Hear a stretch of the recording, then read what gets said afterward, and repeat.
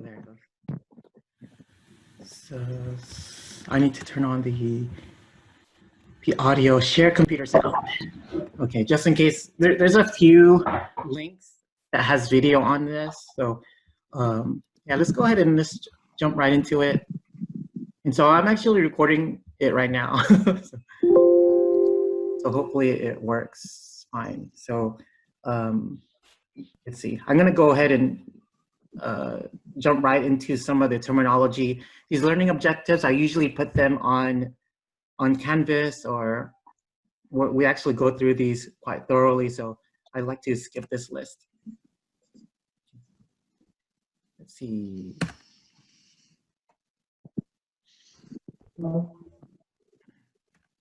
Okay, so I'm gonna go ahead and jump right into the first example of film. So we're actually looking at a film still here. It looks very abstract. It's not exactly objects that we recognize. There's a quality that feels as though it came from the past in terms of the image quality.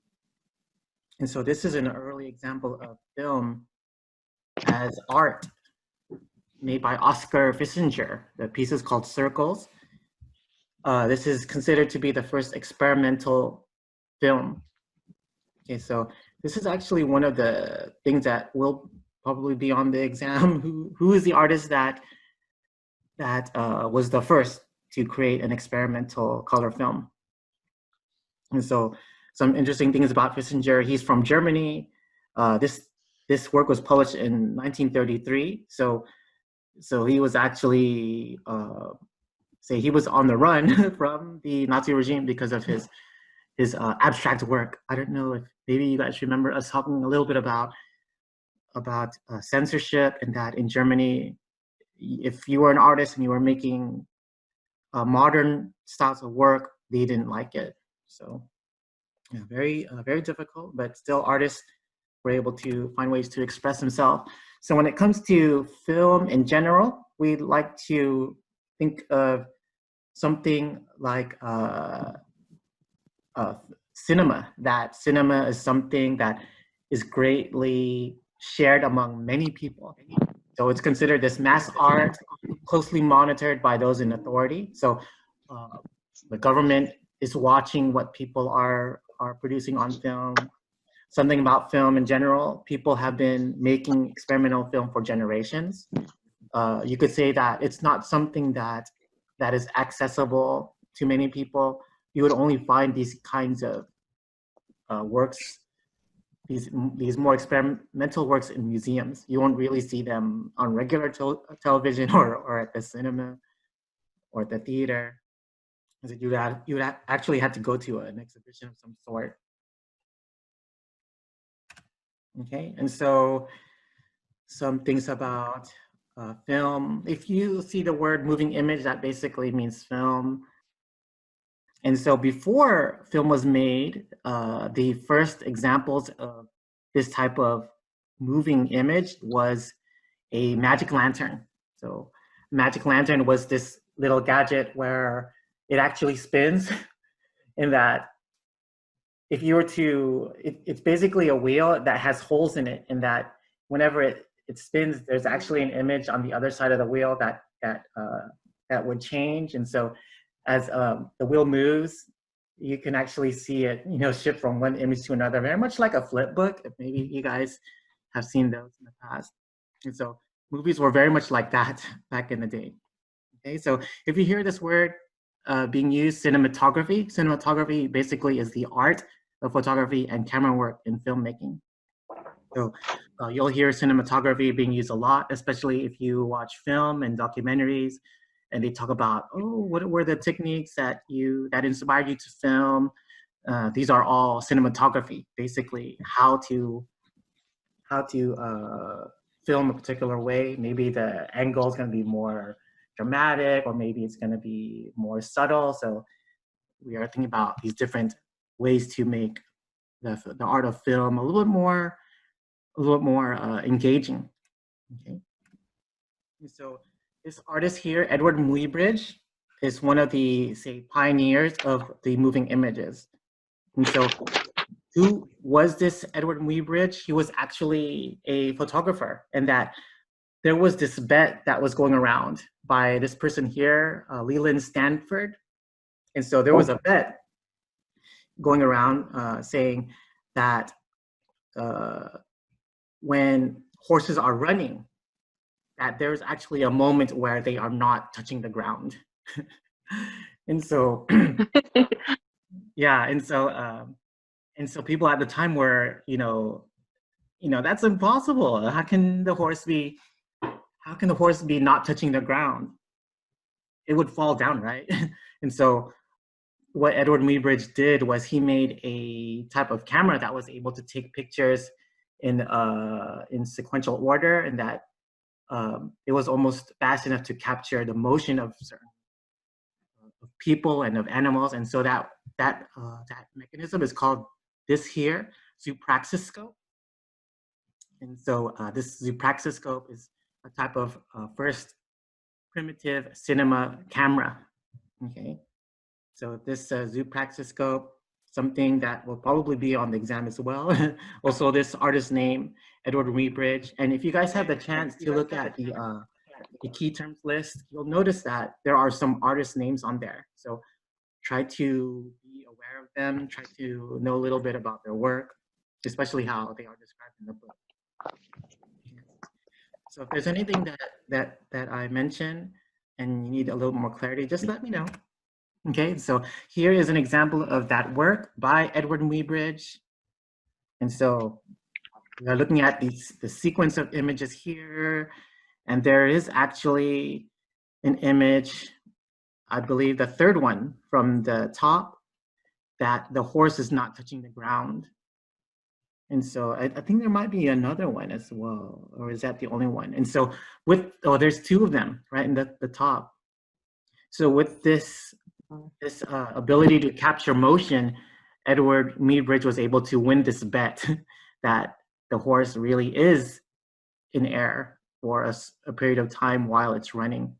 So so he was quite an experimental photographer. He actually has many of these types of works.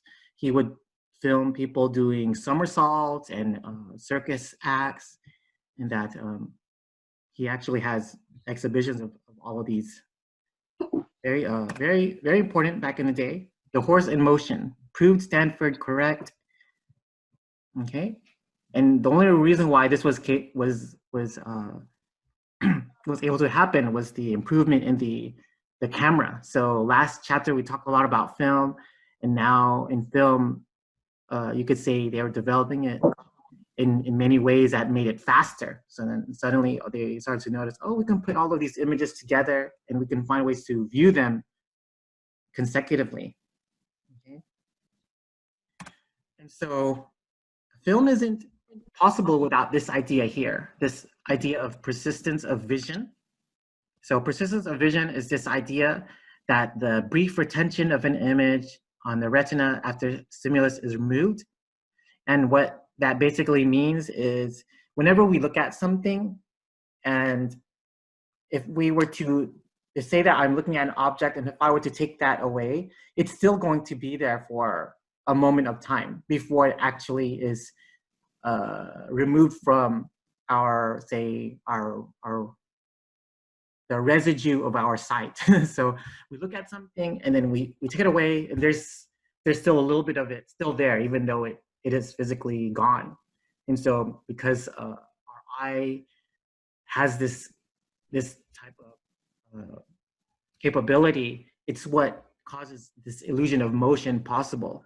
We're not looking at a film and noticing that, oh, this is actually one scene after another, one picture after another.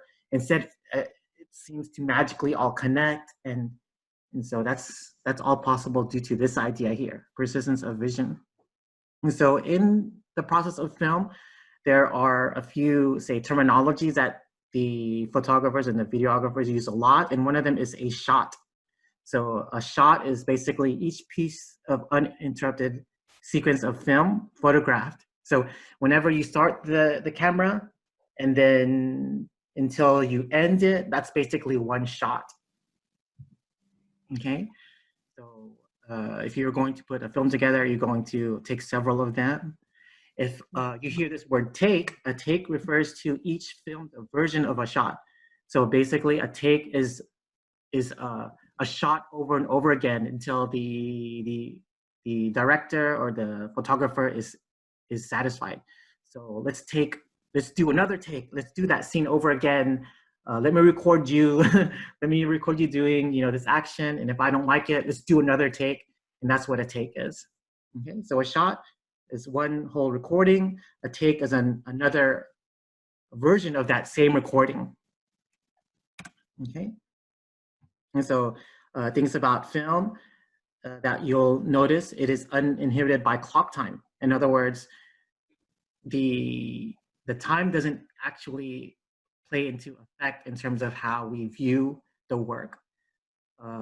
Film often jumps around. You'll start from the end, and then you'll somewhat, and then you'll watch a lot of TV shows that start with the end, and then it'll make its way to that point from the beginning. So you'll see that actually used a lot, and basically it's a way to create more, more exciting plots.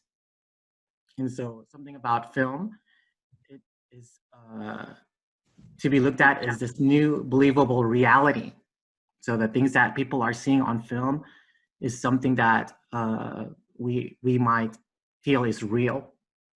Okay, so imagine when we were young and we would watch a scene, we would get very connected to it. We would say, we would feel sad if our favorite characters died. And so for many people at the time when film was new, it was this new type of reality. Okay. And so there are some early techniques when it came to creating film.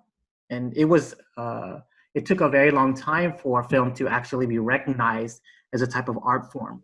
So if you can recall photography, very similar. It was just a way to document things and take random photographs.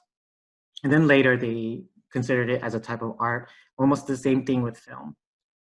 And so for film, it was actually silent for the first 30 years. So for the first 30 years in which film was being used, it was primarily silent. Okay, maybe you guys have seen examples of early silent films. They're basically black and white, and usually there's a music being played in the background. But before that, there was no sound at all. So here is an example, George Méliès, Voyage to the Moon. And let me see if I can show this to you guys here.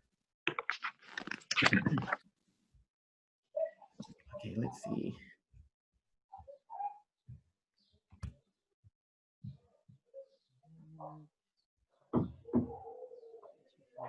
Here.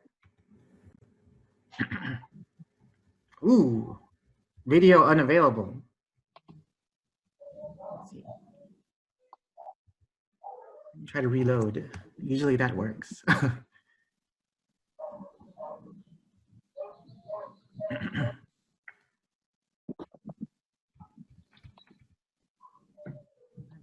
Okay.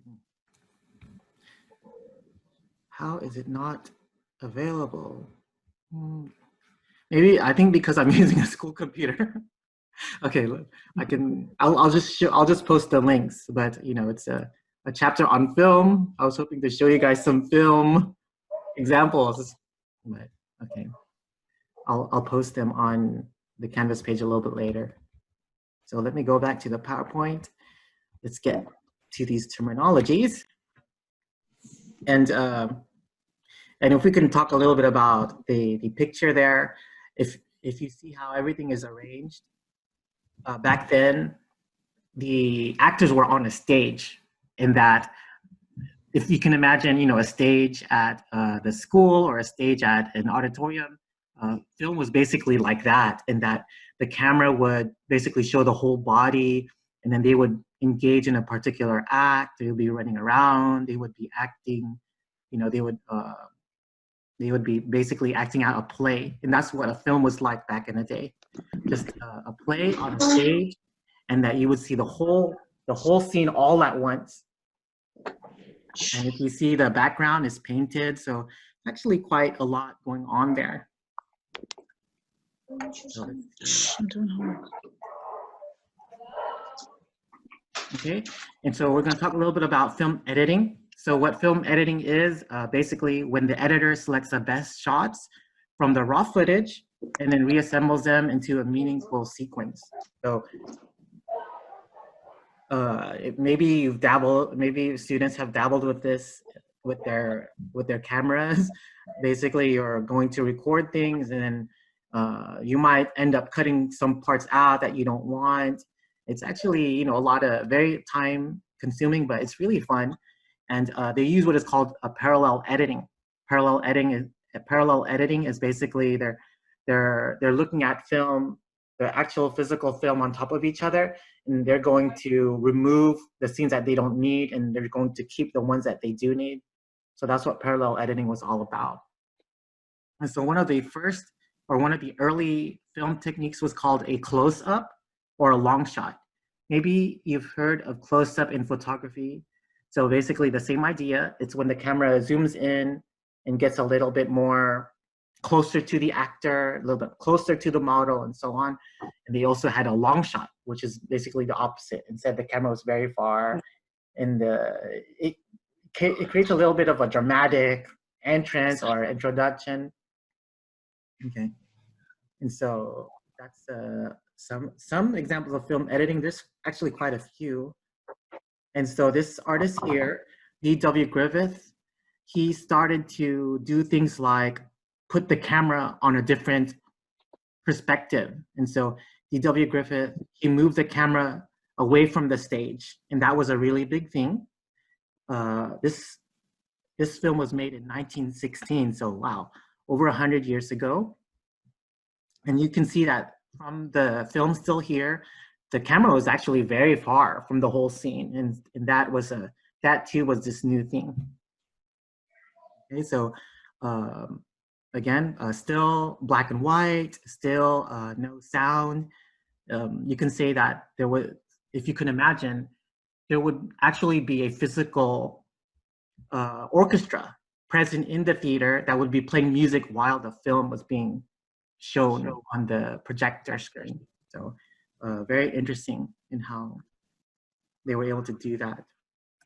Okay, and so this work here, another example of an early videographer that used special or video filming effects, Sergei Eisenstein.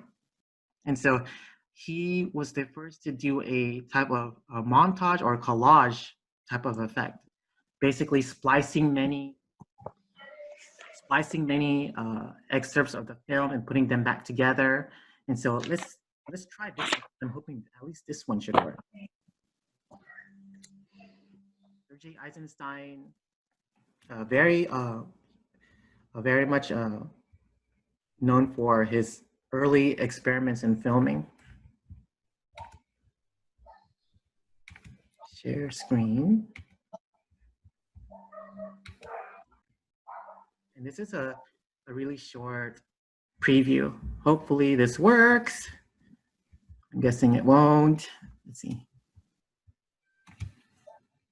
Oh, there it goes.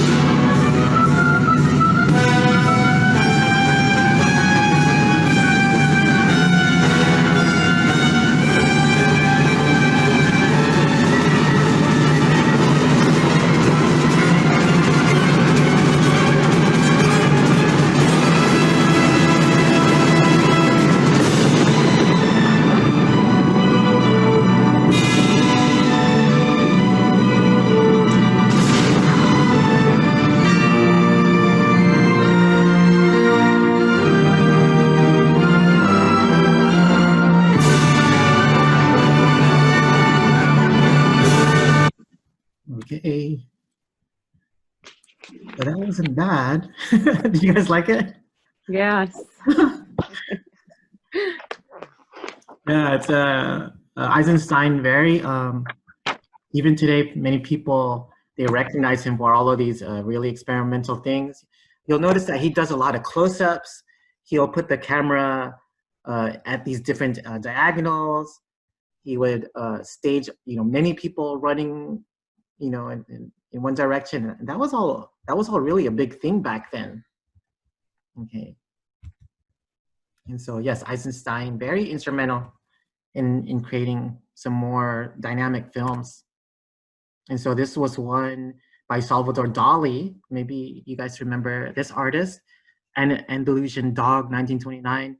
He actually started using more special effects, and that he made these surrealist type of films. So I would probably I would keep that in mind if you hear the name Salvador Dali. Dali, think surrealism, think surrealist film, think surrealist paintings. He was all about that. Let's go ahead and keep going here. So let's talk a little bit about Hollywood. So Hollywood became the film capital of the world in the 1930s, and you can say that it is still the same way today. You could say Hollywood's still the main place people go to be engaged in film. And so there was this committee that was being put together, the Motion Picture Production Code Authority. And what they did was basically they would screen films to see whether or not they were good to show to the public. And so back then, this movie came out, Gone with the Wind, and that the film, the company was actually fined $5,000 because of a line in that movie. This line here, frankly, my dear, I don't give a damn. So because of that, because of that quote, they were fined $5,000, and you can say that that's a lot of money back then. I'm guessing hundreds of $1,000s in today's standards. And so the movies would have to go through this Motion Picture Production Code Authority in order for it to be approved before it was actually being shown. And so still, when it comes to film or even art in general, censorship plays a really big role.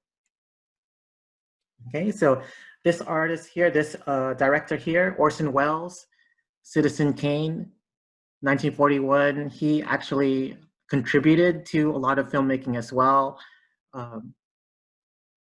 Oh my goodness. Okay. And that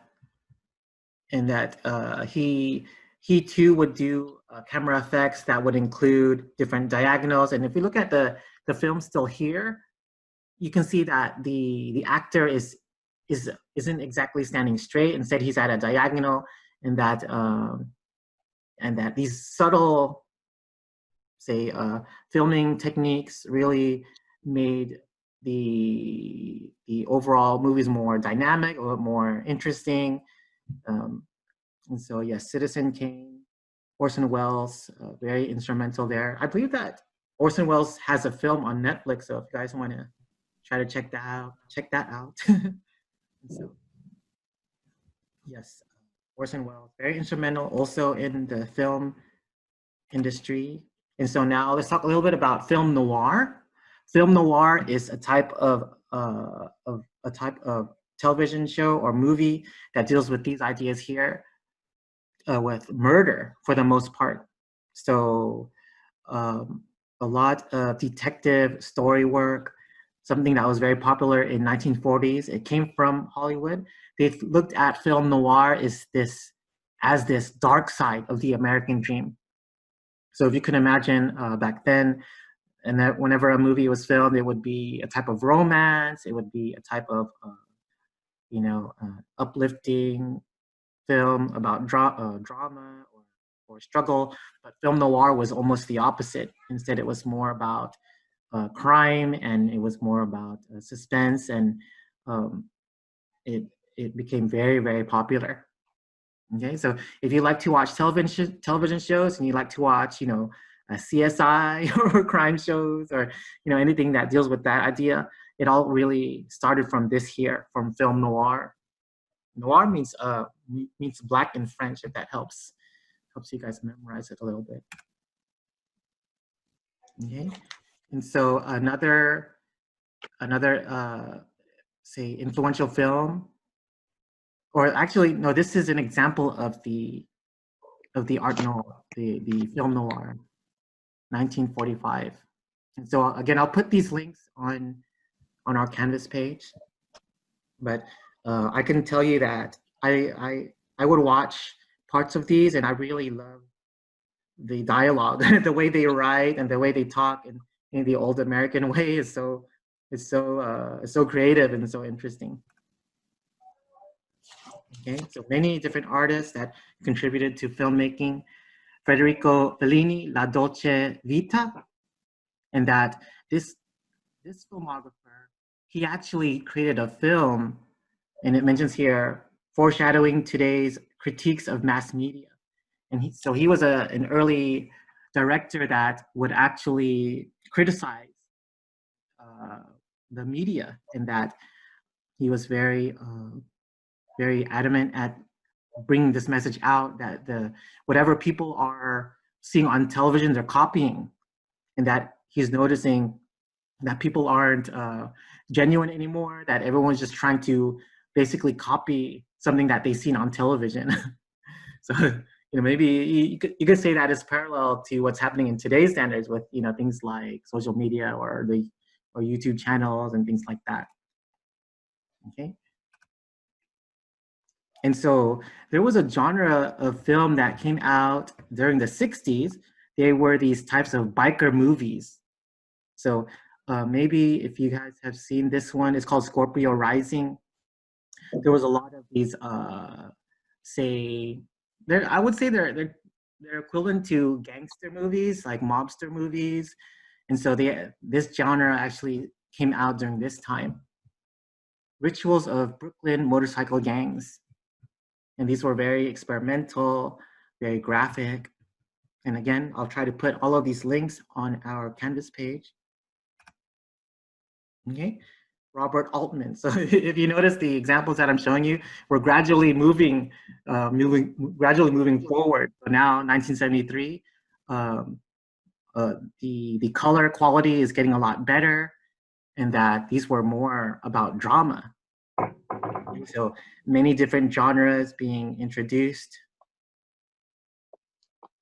Okay, and so for the process of creating these films, artists often use storyboards. So what storyboards are for, basically they are laid out to visualize major shots. So instead of bringing out a camera and recording things right away, what artists would do is they would get a large display board, and they would draw scenes out, and they would basically, I'm going to imagine the car driving this way, the person running away, and artists would be very detailed in imagining these different scenes. So this way they don't have to film and get lucky. Instead, they know exactly how it's going to look. And so that's why storyboards are really important. Okay. Walt Disney, Fantasia, 1940. And this is an example of also a type of artistic film. Okay. And so if any of you have seen this, very, very artistic, it is usually these animations, of course, with the Disney characters, with classical music, music from Chopin, Rachmaninoff, I remember, many different, Mozart. So it's very artsy and creative. Back then, this was a very high quality film. And if you see here, it mentions the film was actually created at 24 frames per second. And so for every 1 second that we watch the film, it's actually 24 different drawings. So 24 drawings that are connected. And so, yes, that's pretty amazing that they can do that much. They put so much work into these types of animations. And if you can imagine, in today's standards, there's artists that are doing, up to, 40, even 70 frames per second, but people say that the human eye can only see so many. I don't think they can see more than that, even though that quality is available. Okay, so many different techniques being introduced along the way. And so maybe you've heard of this director here, George Lucas, and Lucasfilm company increased the use of computers in editing. So I'm guessing that many of us watched Star Wars movies, and so during a period of time, they started to incorporate more computers, more and more ways to enhance the film, and that George Lucas, very instrumental in making some very big accomplishments using these digital effects. Okay, and so here is an example of something a little more recent.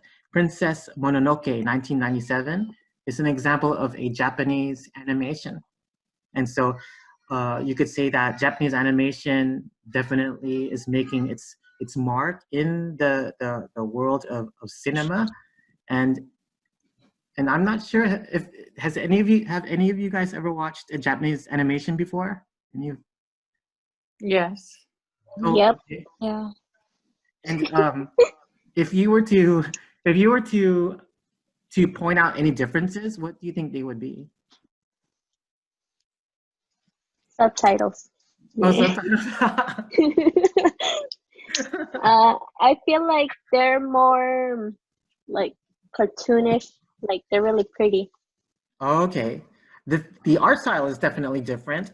One thing that I can tell you that makes Japanese animation a little bit different than, say, what we're used to, say here in the US, is that in Japan, when it comes to animation, it's actually more geared to a large audience, opposed to in the US, whenever it came to cartoons, it's basically for children. So, we have, our Saturday morning cartoons, we have our Nickelodeon channels, we have a PBS, and you can say that those networks were basically geared towards children. But in Japan, cartoons or animations were basically for anybody. So you could be a teenager and then you can watch or you could be a teenager, or you could be a young adult, you could be, you could be older and still like to watch animation because of the themes, and that the themes that are being introduced in these Japanese storylines are very deep, and that they are a little bit more serious than the cartoons that we're kind of used to here in the US. So yes, I actually used to show one of these movies in this class. So yeah, we didn't get to this semester, but it's actually they're really nice to watch.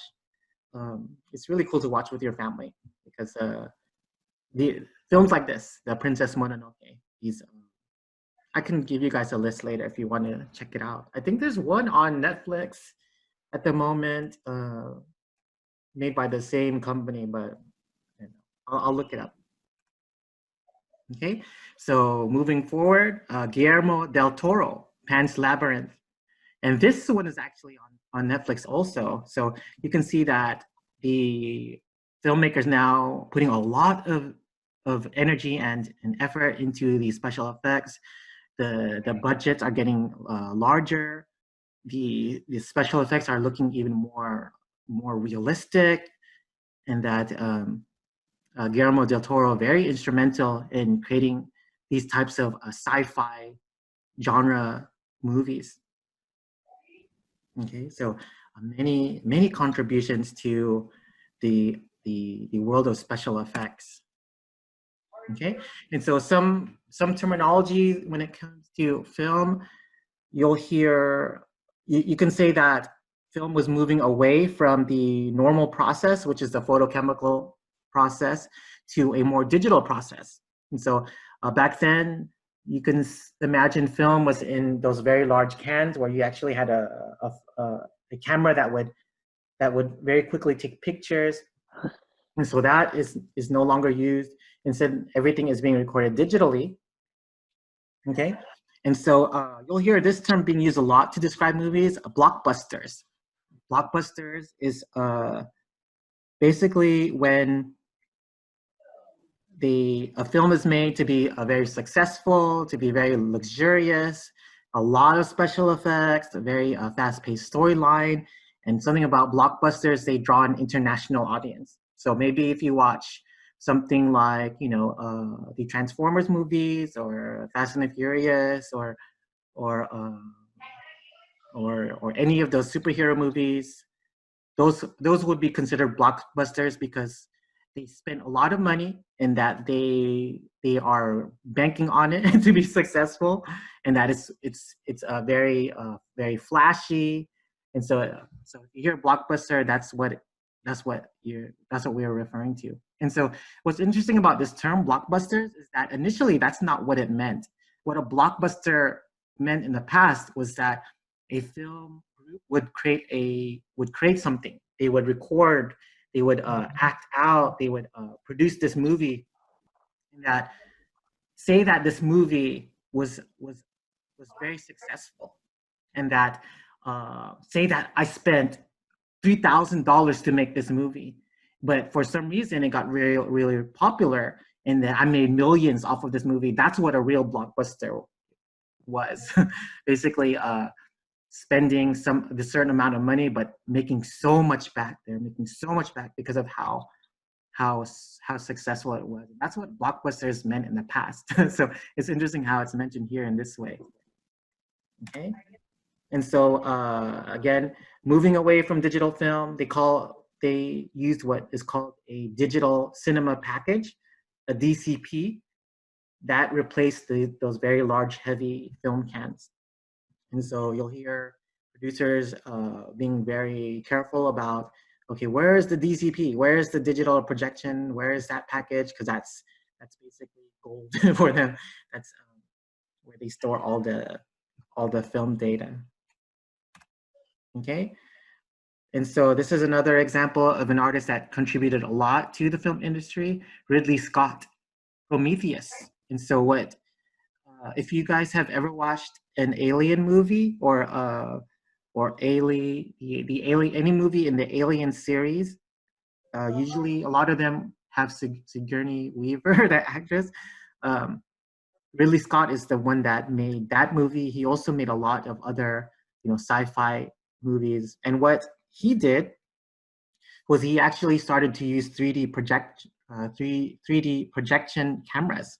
And so instead of having one camera there, there would be actually multiple cameras filming the same exact thing. But when they produced it, they actually were able to put together scenes from the same exact still, and then they were able to produce it from different angles. And so whenever we look at it, it feels like it's three-dimensional. So Ridley Scott is very instrumental in helping that idea. So if you've seen a 3D film, he actually contributed a lot to that. Okay, and so yes, he made movies like Alien, he made Blade Runner, that was made in the 80s. So very, very influential director. And something about Ridley Scott, he actually was trained as a visual artist. And in his movies, he makes a lot of references to art history. So I haven't noticed it yet. I should watch one of his movies, and I would try to keep an eye out. What are some of these art history references he's referring to? Okay, so yes, very instrumental in the film industry. And this is an image of him, his picture here. Okay. Black Rain, another popular film made by him. Okay, so now let's talk a little bit about television. So we talked about film, now we're going to talk a little bit about television. Basically translates into this word here, vision from afar. So television is something that we're using to watch advertising, to watch news, to watch entertainment.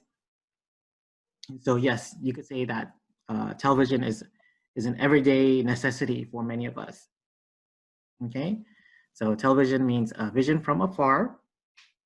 Okay, so when it came to video art, in 1965, Sony made the very first portable camera. So if you've seen a very early recording device that you can actually carry around, Sony was one of the first to develop that. So before, a camera had to be, stable, it had to be grounded, it'd be this very big machine. But in 1965, Sony made one that people can actually walk around with. Okay. So let's see. And so an example of some video art here, this is just a screenshot. Namjoon Pig made this video where there's these television screens, there's actually 84 of them, and that every screen would be showing some scenes that deal with the USA. Very interesting artist, Video Flagsy. And I'll try to put an example of that on our Canvas page as well. Okay. And so you can say that movies moving towards the idea of DVDs.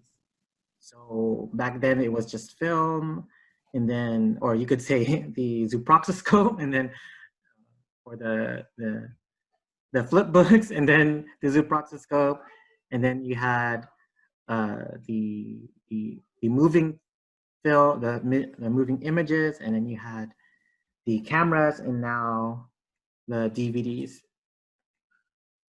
Okay.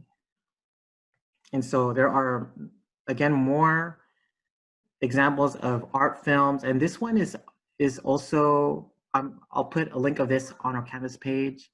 It's very graphic. I'm just gonna tell you guys right now. It's I wouldn't watch it with my kids around, but it's in the book. So if you guys want to check that out, I'll put that on the Canvas page. But I'll warn you guys, it makes it's kind of uncomfortable, at least for me.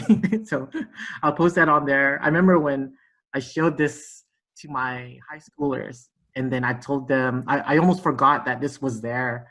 And then, I told them, oh, you know what?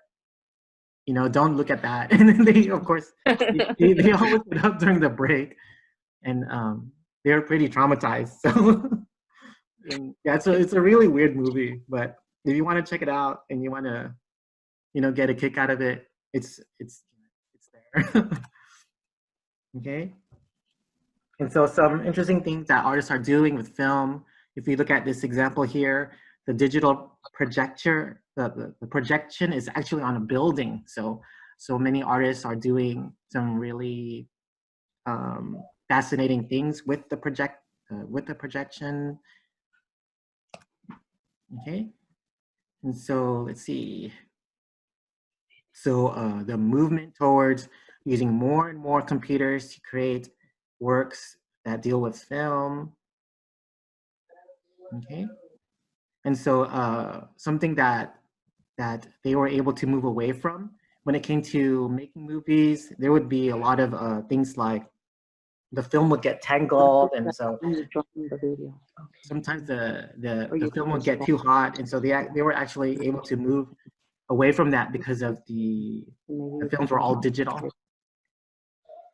Okay, and so if we look at this example here, Vera, she made a work where when people would walk into a room, that if you were to walk into a gallery museum space, whatever you do would actually influence this drawing that was being shown on the wall. And so artists are finding ways to make film a little bit more interactive. We're waiting. She can't see you. Okay, so many advancements towards film, basically leading us to where we are in today's standard. And let me see if there was something. Okay,